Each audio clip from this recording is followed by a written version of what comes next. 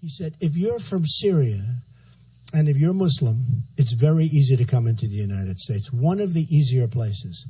But if you're from Syria and if you're Christian, it's almost impossible to come into the United States. One of the hardest things to do. Normally, I feel pretty good about ignoring what Donald Trump says. And I feel the same way about Fox News. But this particular story, this particular idea, is getting a lot of attention from real news sources and real U.S. senators. Today, I'd like to point out that this idea, this story, is simply not true. Newsweek is the most respectable of the outlets pushing this story, so with this video, I'm largely going to respond to this article. I don't think Newsweek is lying here. I just think they are uninformed. They're missing two basic facts about Syrian Christians that I'm going to lay out in this video. But first, I'd like to address what the article gets right. I find it very easy to believe that Syrian Christians are subjected to persecution in United Nations refugee camps. Refugee camps are horrible places. The extreme vetting process that we already apply to every Syrian refugee requires that they spend as much as 2 years in these camps before they even get a chance to come to the United States. This is a very real problem for small groups of Syrian Christians, and Newsweek should be commended for bringing our attention to it.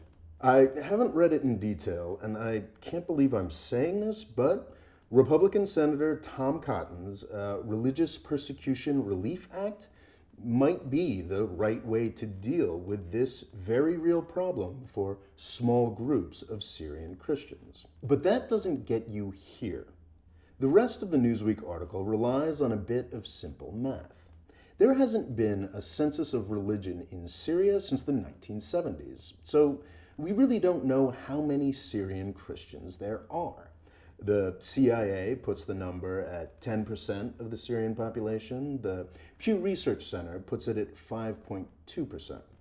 But what we do know is the number of Syrian Christians that have been let into the United States as refugees. It's only 0.5% of the total. So yes, Syrian Christians are underrepresented among the population of Syrian refugees in the United States. So that sounds pretty persuasive, right? Well, only if you don't know anything about Syrian Christians. I lived in Istanbul for 5 years, and I actually know some Syrian Christians. This is what you need to know. Most Syrian Christians are on Assad's side. In early 2011, there may have been some young, idealistic Christians marching against Assad. Their parents probably weren't very happy about that. Assad, the leader of Syria, is from a religious minority. So he and his father before him have always used the other religious minorities, like the Christians, to control the 70% of the country that is Sunni Muslim. Syrian Christians have been a privileged minority for decades. What very few people in the United States realize is that the Syrian rebellion has been a largely Sunni thing from the start. From the end of 2011, more and more extreme elements of the Sunni insurgency have been taking control and making their ideology known. This has forced any Christians that were sympathetic to the rebels back to Assad. Most Syrian Christians lived in and around the cities of Damascus, Aleppo, and Homs. From the beginning of the Syrian civil war, the Assad regime has controlled Damascus. And despite what the US media tells you, they have also always controlled the majority of Aleppo. Many Christians are just fine with the Assad regime. And if they're not, many of them realize that Assad may be their only defense against people that want to kill them. There are less Syrian Christian refugees in the United States because there are less Syrian Christian refugees, period. But many Christians, especially the young, have fled Syria, which brings me to point number 2. Most Syrian Christians are more mobile than other Syrians. Most Syrian Christians are better educated, have more skills, and are just plain wealthier than the other people in Syria. This has been true since the 1800s.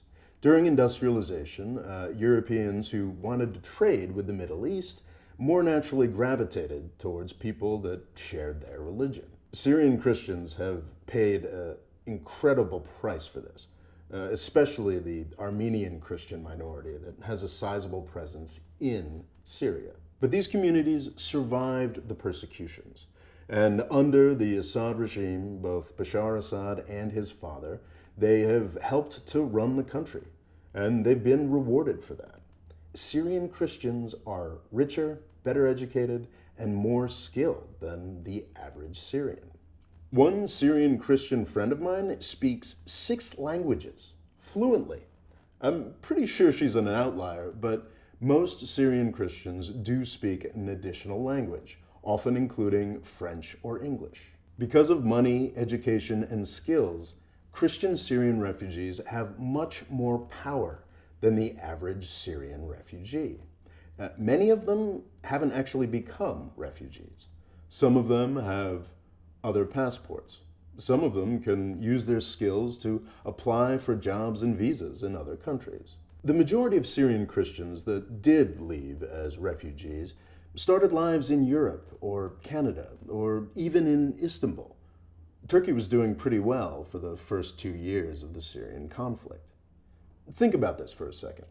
If you were a young professional with marketable skills, would you choose to spend 2 years sitting in a refugee camp in southern Turkey for the chance that you might be able to go to the United States? Or would you just go start your life over in Berlin or Toronto or Istanbul? It's pretty obvious. The United States is not discriminating against Syrian Christians. Syrian Christians are discriminating against the United States, and it makes a lot of sense. Before I close, let me say that there absolutely are poor, vulnerable populations of Syrian Christians. But the numbers are much, much lower than Newsweek or Fox News or Donald Trump wants you to believe. The hyper-conservative and very Christian Gatestone Institute estimated that at the beginning of 2016, there were 45,000 Syrian Christians waiting in Turkey to try to get into the United States. If you plug that number into Newsweek's math, then Syrian Christians might actually be overrepresented among Syrian refugees in the United States. So no, to repeat, the United States is not discriminating against Syrian Christians. Syrian Christians are very rationally discriminating against the United States. Many Syrian Christians do not want to leave Syria, and when they do, they have much better options than sitting around in a refugee camp for 2 years. Thanks for watching. Please subscribe, and let me know in the comments if there are any other topics you'd like to see covered.